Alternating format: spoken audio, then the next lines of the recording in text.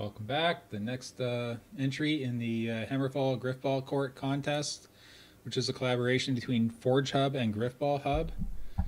This is the next entry that I'm looking at today in the technical review, and this is War-Ter by Warrior Fish 343, and it's obviously set on Glacier. No, it's not. It's an underwater map. It uses the wavy screen effect.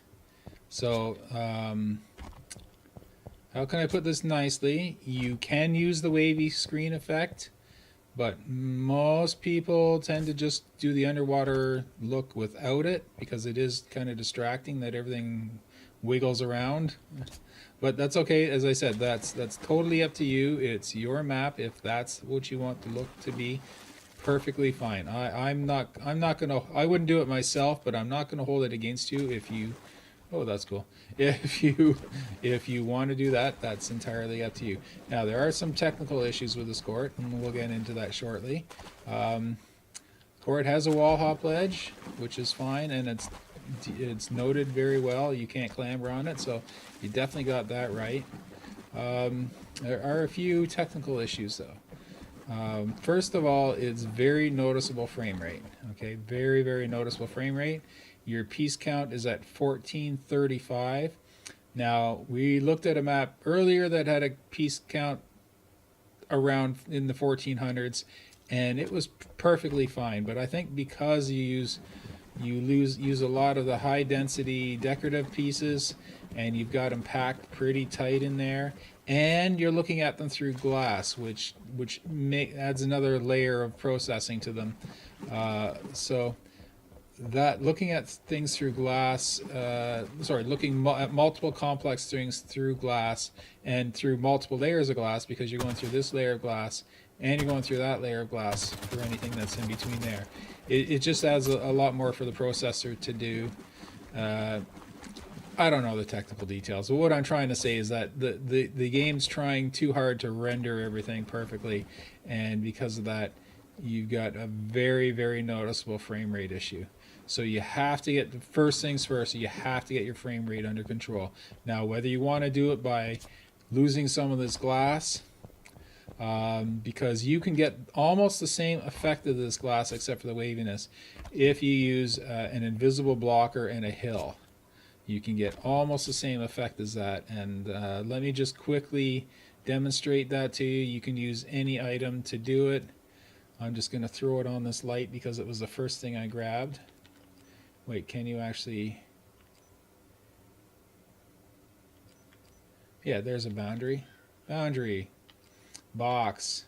Show. On.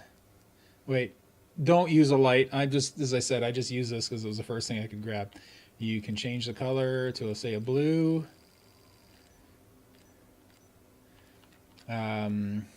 Width is 0, length is infinite.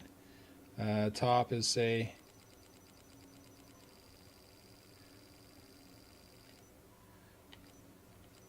let's say 26, let's say 25, and bottom 25. So it's a nice big piece. There we go. You know what? Let's not make the top and bottom quite 25. Let's just make it like 5 or 6. But you can stack these. You can use a bunch of them. Yeah, you know what? Let's just use 10 for the sake of this demonstration. And don't use a light. I like using the new hinge pieces because they're easy to grab and easy to see. But you see, you color these blue, you get their hill and box and make it show, and it will show as the color you picked. Okay, now it's the wrong color for this map, but that's just to give you an idea. Then you use invisible blockers in the side, and it's hard for me to actually see where that is, so I'll just put it in front. But there, you see what I mean? You get kind of the same look, and it uses so much less horsepower because you're not using these giant panels of glass. You're using an invisible blocker, and 2, maybe 3 sources of hills. As I say, I use the hinge pieces just because they're a real convenient piece to use for that. And they can they line up nicely. So anyhow, that's one thing you could do. The glass floor. Okay, you've got wall blockers and glass. Yeah. I think mainly you just need to cut down on the density of your decorative pieces. You don't need to have 17, 20 pieces in each of these window areas.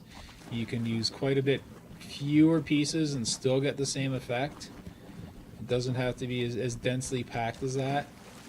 And it looks like the walls are really evenly paced and densely packed. You might be better off to have a densely packed area and then really spacious, hardly anything, and then another densely packed area. And rather than have it densely packed the entire length, because these look like they were set out. You know what I mean? They don't look natural when everything's so evenly spaced out. And there's nothing wrong with having a large area where there's maybe one rock or one crab. That's that's not outside of the bounds of nature to do that.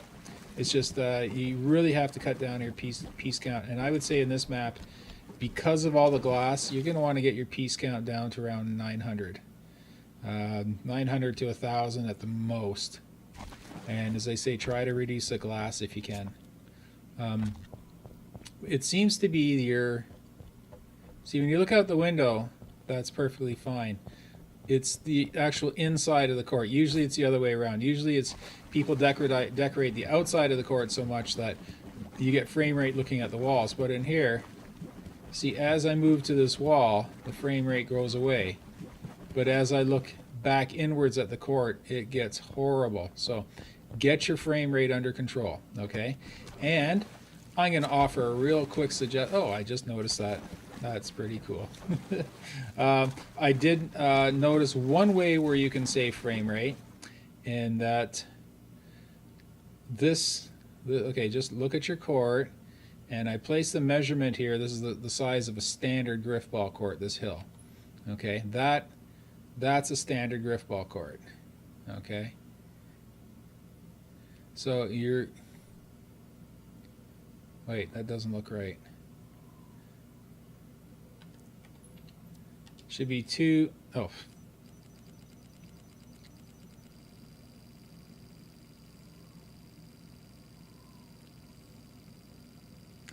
Yeah. Maybe it's closer to the standard than I thought.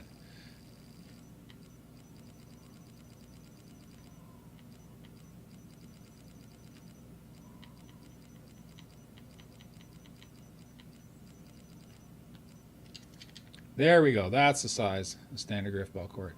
So your court is a little bit narrower, quite a bit longer. Now this is we have a court in matchmaking called Crow's Court that's similar to this, and it's a bit longer, not quite as long as this, and it's considerably narrower as well. Actually, this is kind of close to it, but it still feels kind of big. It just feels a little bit too long. You can save a bit on this by moving these walls up a bit. Just make it a bit shorter. The spawns I don't believe are standard. No, the spawns are not spawn. You did a nice try to get them to be standard, but they're not standard spawns. What you would do in this case, oh right, and the ceiling, sorry, you can probably save a bit of frame rate by spacing those bars out. That'll help as well. I don't think it'll make that big of a difference because those pieces don't use that much, and they've only got 3 bars per. Yeah, just space them out a little bit more. Actually, I would get rid of a lot of the decoration first and just keep eliminating it until your frame rate gets under control. Then you should be fine. There should be nothing wrong with that ceiling. Okay, as for the size goes, if you can shorten it up a bit, it just feels way too long. If you're spawning here, and if you're